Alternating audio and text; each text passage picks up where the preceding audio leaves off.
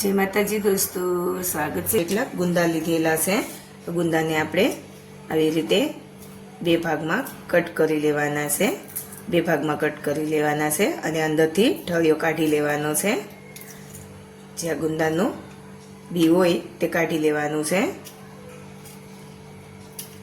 આવી રીતે આપણે બીજા ગુંદામાં કટ કરી લેવાના છે અને ઠળિયો કાઢી લેવાનો છે।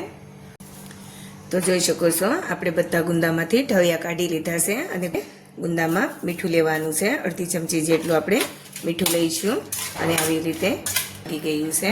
હવે આપણે ઢાંકીને 2 મિનિટ માટે રહેવા દઈએ। મિનિટ થઈ ગઈ છે, આપણે જોઈ લઈએ। જોઈ શકો છો એકદમ સરસ એવું। તો હવે આપણે એક મોટી ચમચી જેટલું તેલ ગરમ થાય એટલે આપણે રાઈ લેવાનું છે। અડી છે ચપટી જેટલી હિંગ લઈશું અને મીઠા લીમડાના પાન અડધી ચમચી જેટલા સફેદ તલ લઈશું। લીલા મરચાં લીધા છે એ લઈશું।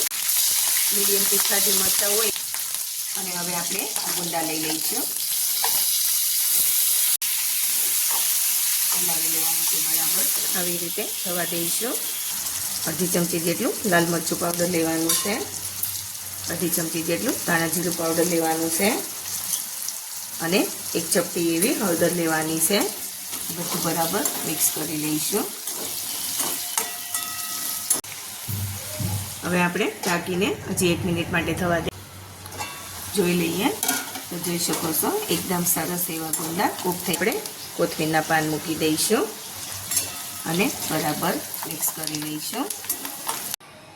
તો આપણે સંભારાને પ્લેટમાં લઈ લઈશું। જોઈશું તો આપણે સંભારાને પ્લેટમાં લઈ લીધો છે। ઉપરથી કોથમીરના પાન મૂકી દઈશું।